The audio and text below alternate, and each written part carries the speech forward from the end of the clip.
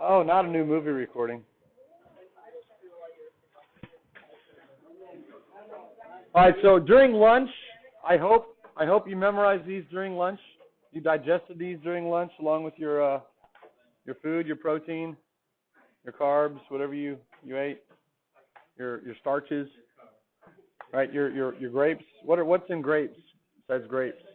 Sugar, your sugars. There you go. Okay, we're going to try them out now. Find the equation of the tangent line to the graph of inverse cotangent at x equals 1. Of course, for a line, we need a slope and a point. Let's find the point first. It's going to be the 1 comma inverse cotangent of 1. And as I mentioned, that would be a numeric answer on a free response, so you could decide to stop at that point. But what is the inverse cotangent of 1? Do you remember? Of course you remember, yeah. It's pi fourths because cotangent of pi fourths is 1. So now that we have the point, we just need the slope at the point. So the slope m is really going to be y prime of 1, yeah? We need to find y prime of x before we can find y prime of 1.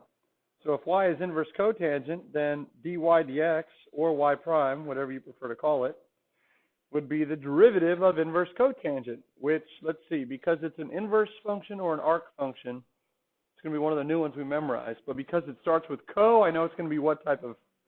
I know it's going to be negative. So I'm going to get the negative 1 out of the way. I know it's a negative 1 over something. What is it?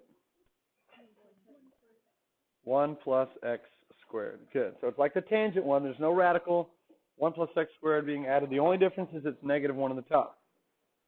Now that I have y prime of x, I can find y prime of 1. And if I carefully plug my 1 in for x, I get negative 1 over 2. Great. So now that I have my point and I have my slope, it said the equation of the normal or the tangent line? Tangent line. Okay. So we'll use the slope that we got. We'll call it EQ for equation. And in Taylor form, we get y equals what? Pi fourths plus the slope, which is really minus 1/2 times x minus the x value, which is 1.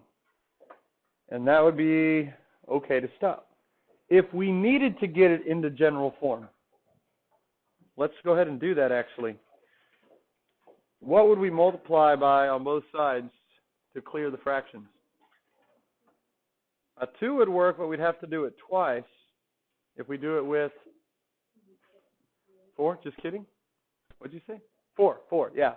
Multiply by the LCM. So we would get a 4y on the left side. And if we distribute the 4 through there, maybe I'll show that, we're going to get a pi in the first term. And what do we get when we multiply 4 by 1/2?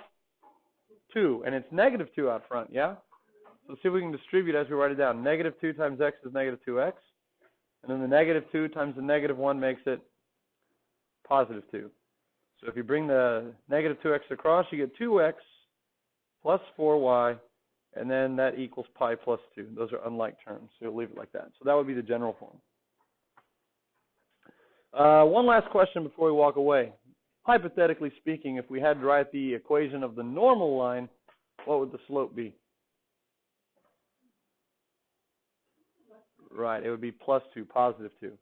Because remember, the normal line and the tangent line, they're opposite reciprocals, whereas inverse functions at corresponding points have slopes that are just what?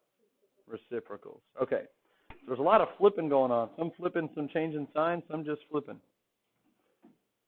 All right, any questions on that one? Not so bad? Notice we needed our new derivative rules to accomplish the task. All right, we can now combine these new derivative rules with anything that we've learned so far to create new and exciting differentiation opportunities. That means the power rule, the product rule, the quotient rule, all 6 trig derivatives, now all 6 inverse trig derivatives. We also got the chain rule, and we can throw some implicit in there, can't we? Wow, that's a lot of combinations. Let's try it out. Example 9. Differentiate the following. The derivative with respect to x of 4x plus arc sine of 2x. The first thing I notice is that there's 2 terms. I get excited because that's like 2 problems, right? Each term you could treat as its own separate problem, string it together. Do we need to rewrite anything? Or does everything look okay? Everything looks good. All right, I got the first term. Y'all do the second term. The derivative of 4x is 4. Okay, I gave you all the harder one. I am lucky. Arc sine of blob. Arc sine of the blob. What's the derivative of arc sine of blob? That's chain rule, right? But it's an arc sine rule first, which is 1 over... Did that one have a radical? Yep. Was it 1 minus x squared or x squared minus 1? 1 minus. Now, in this case, because it's not just arc sine of x, it's not 1 minus x squared. It's 1 minus blob squared. So you got to have the blob in there. That's how those new rules work with the chain rule. If there's an inside function, it's not just x, it's some blob. And now, times the chain rule, the derivative of the blob, what's the derivative of 2x squared? 4x. Yeah. So that's technically the derivative. And we can clean it up a little bit now. That is really a 4x over 1. So if you want to multiply in the top, 4x times 1 is 4x. All over the square root of 1 minus 2x squared. Quantity squared becomes 4x to the 4th. Yes. Very good. Very good. And of course, if you wanted to multiply the 4 by radical over radical to get a single term, you could. All right, so we can use the chain rule now with all those new rules. Now here's looking ahead to in several weeks. I'm going to start you off with something like this, but I'm not going to ask you to take the derivative of something to get there. I'm going to start you with that. There's going to be one of those in the front. There's going to be one of those at the back. And you're going to come to learn that that means find the thing that you take the derivative of to get that. And you're going to be looking at this right here, and you'll be going, oh, yeah, that's just arc sine of 2x squared. Plus perhaps maybe a constant. That's where we're going. Doesn't that sound fun? You're going to be able to look at that and recognize it as this in disguise expanded derivative. Okay, sweet. How about this one here? The derivative with respect to x of x times arctangent of square root of x. What's the rule out of the box that we're using? Product rule, yeah? Product rule. So if we have two factors, how many terms are we going to end up with? 2. Again, this is the number one rule that I see students misuse and abuse. Take inventory, very deliberate inventory. 2 factors, going to generate 2 terms. I like to do the first one first. Derivative of x is 1. Got it. Second one, just rewrite. Arctangent of square root of x. Okay, tiny break. Breaks over. Plus x. Good. Now whose turn is it? Arctangent of blob. That's chain rule inside arctangent rule. So, parentheses. The derivative of arctangent of blob is 1 over x squared plus 1 or 1 plus x squared. But remember, if it's more than an x, it's blob. So it's the blob squared. So we've got to have that. 1 plus blob squared. Arctangent of blob becomes 1 plus blob squared on the bottom. And now times the chain rule. And we'll see if we can do this one together. We can, right? The square root of x is also known as x to the what power? 1/2. So we'll do it together. X to the 1/2 derivative becomes 1/2 times x to the negative 1/2 power. And we can do better than that. We can clean it up, right?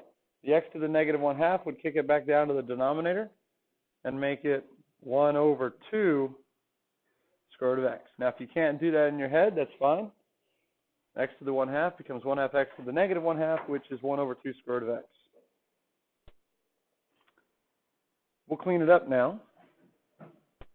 And there's no reason actually to do that except for like stretching yourself mentally. We have an x over 1, which can go in the top. And then I have a 1 plus the square root of x squared is x. And there's a 2 down there. I'm going to throw the 2 in front of there. And then I have a square root of x. So that second term cleans up like that. Now there's a couple of things left you could still do in the denominator over here.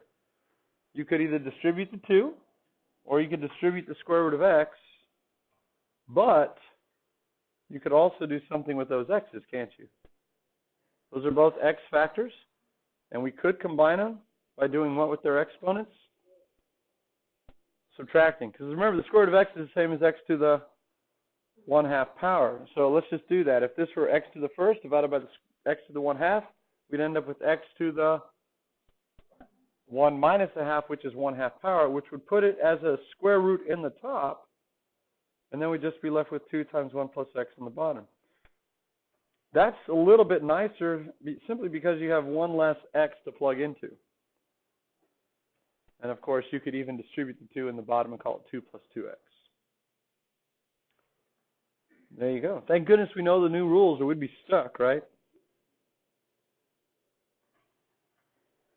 All right, any questions on those so far? Okay. I'll let you try this one on your own. Yep. Good luck. Inch by inch, it's a cinch. Sometimes rewriting can be the key to getting it right. Of course, knowing your derivative rules is helpful.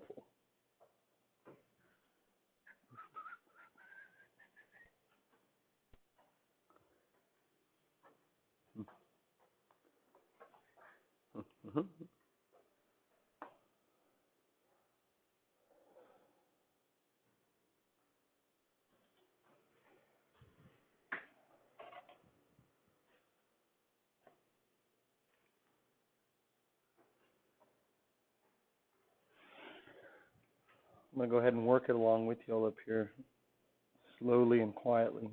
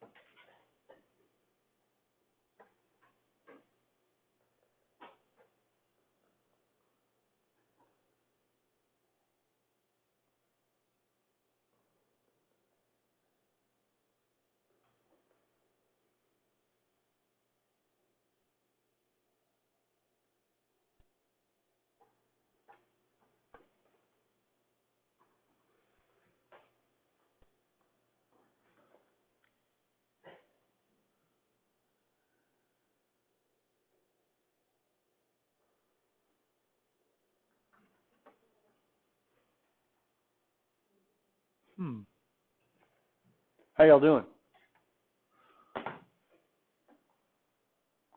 Kind of an ugly one, huh? I rewrote it, dividing by 5. I just pulled it out and called it 1/5. Constant multiple, goes along for the ride. Arc secant of blob. The blob is got its own blob, its sine of, and then a little blob. So peeling back the layers, we got the arc secant blob, the sine blob, and then 5x blob. So 1/5 arc secant of blob, 1/5 goes along for the ride. Of course, it's 1 over the absolute value of not just x, right? because it's not just arcsecant of x. So it would be the whole blob, the absolute value of sine of 3x, times, and arcsecant then is function minus number. It's not number minus function. So then it's the blob squared, all of sine of 3x squared minus 1 instead of x minus 1. So when you're setting up the arcsecant, whatever's in here that you're squaring should be the same that's of what's in here. And that takes care of the arcsecant layer, kind of ugly. And then the derivative of sine of blob, of course, is cosine of blob times the innermost blob. 3x generates a 3. And when you clean it up, you can pull the 3 cosine in the top over the bottom. Now, I did create this problem. Just I haven't graphed it. I haven't looked to see what the graph looks like. But I am noticing as I'm looking at this something interesting. This is a good problem to practice our notation, our derivatives. But as I was sitting here thinking about a way to rewrite the final answer, I think maybe this problem doesn't really work. What is sine squared of 3x minus 1? Can we? Yeah, we can write that as, what did you say? Negative cosine squared of 3x. Yeah. By Pythagorean identity, sine squared minus 1 would be negative cosine squared of 3x. So the stuff out here looks good, but in hindsight, what's wrong with that? Yeah. Cosine of 3x is not a problem, because if cosine of 3x ends up being negative, then a negative times a negative is going to make it positive. But is it ever negative? No, because we're what? Squaring it. So that, I mean, that's really the same thing as the square root of negative 1 times the square root of cosine squared of 3x, which would be the absolute value of cosine of 3x if you did that. But what's the problem? Square root of negative 1 is what? Imaginary. So it doesn't appear that there are any values of x that work. They have imaginary slopes. So if the slopes are imaginary everywhere, what does the graph look like of this function? A graph with imaginary slopes. You want to see? It doesn't exist? I have a feeling it exists, but I have a feeling it exists only at a single point. I think that's what the graph looks like. That's a nice function, right? Is that a continuous function? There's no interval at all. So now that makes sense why the slopes would be imaginary everywhere. You can have a slope at a point, but it has to be continuous first there. So, yeah, here's a function that is only a single point. Kind of interesting. But nonetheless, he still exists, right? Just not in a lot of places. And we were able to practice the derivative. Okay, kind of nice. Did you pick up on that when you did the substitution? That it was kind of funky? All right. Let's move on to example 10.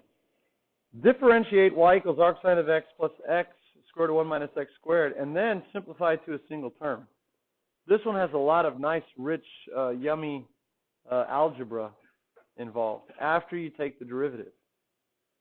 All right, so let's do it together. I would probably rewrite it, although you don't have to, because some of you all can kind of now just do this in your head. But the 1 minus x squared is going to be written to the 1/2 power, so we can use the power rule or the chain rule on it. So two terms. Here we go. First term, y prime or dy dx is the derivative of arcsine of plain old x. Is plain old, bless you, 1 over the square root of 1 minus x squared. Arcsine is number minus function. That's important to remember, especially when we start going backwards with integration. Now the second term is going to require what? Something times something is the product rule, right? So here we go. The derivative of x is 1 times the second plus the first times the derivative of the second. By the chain rule now, will be 1/2 times 1 minus x squared to the negative 1/2, and then it has its own inside function times negative 2x. So again, here's where the parentheses can really, really, really help you. Dot negatives can be confusing.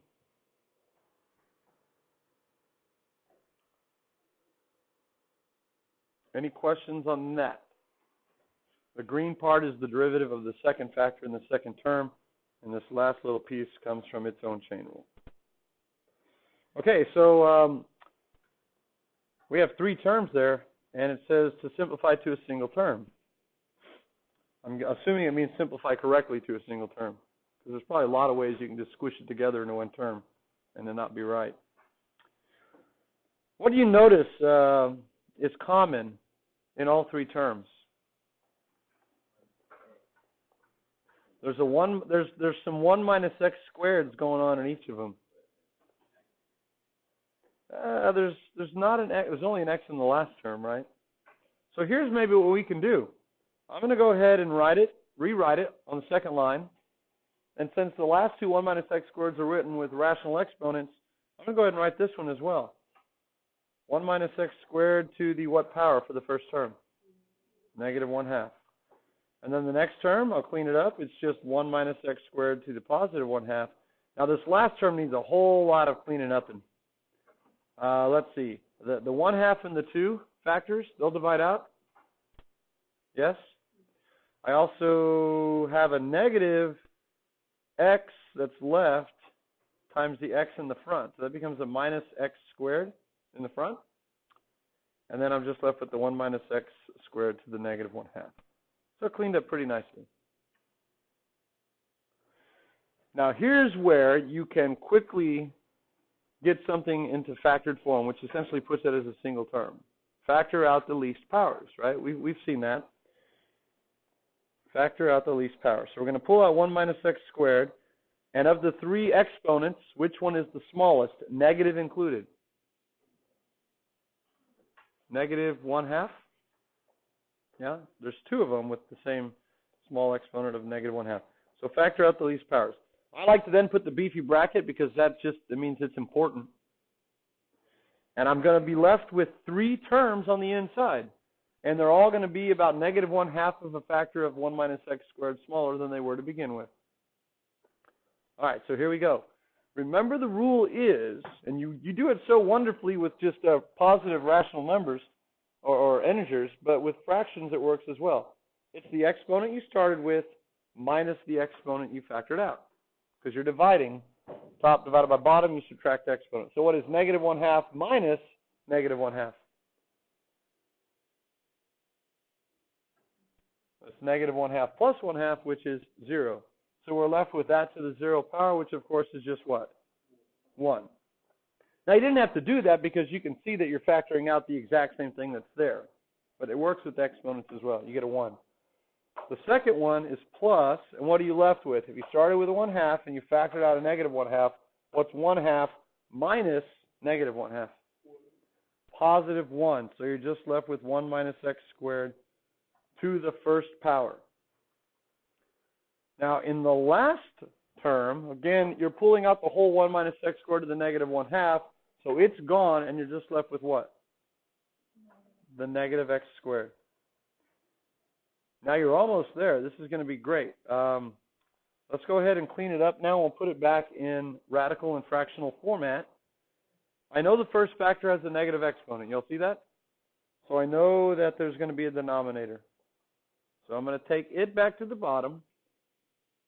1 minus x squared to the positive 1/2. Maybe I'll put it back under a radical later.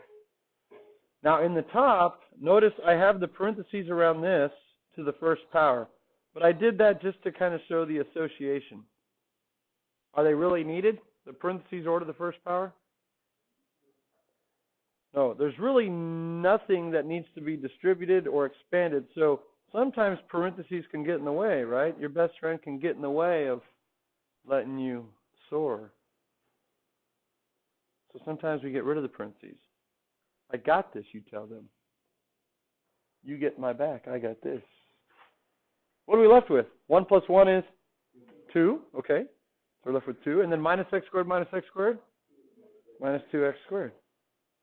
Okay.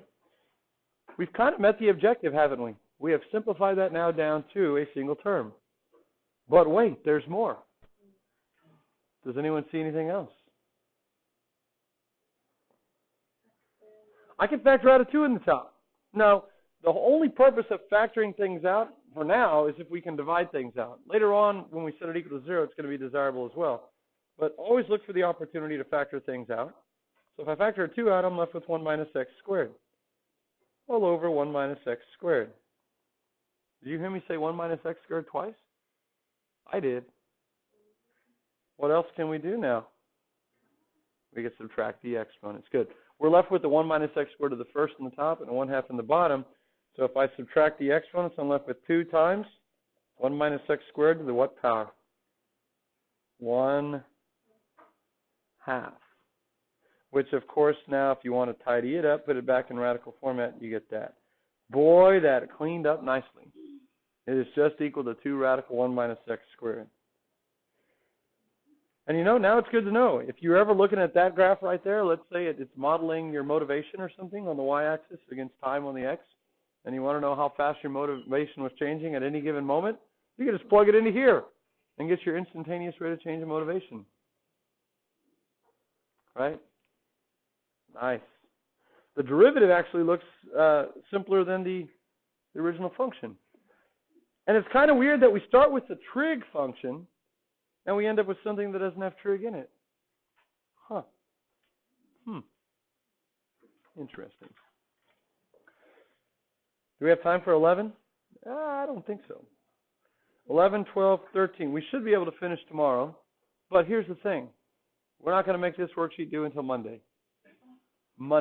Because y'all are working on what? The test, which is now due when? Friday. Okay. Now, if we finish tomorrow on Thursday, we will roll into the next section, 2.9, on Friday. And we're making good time, by the way. We're right on schedule where we need to be in order to finish on time. So don't you worry about that at all. Not that you are. But sometimes it keeps me up at night. All right. Any questions?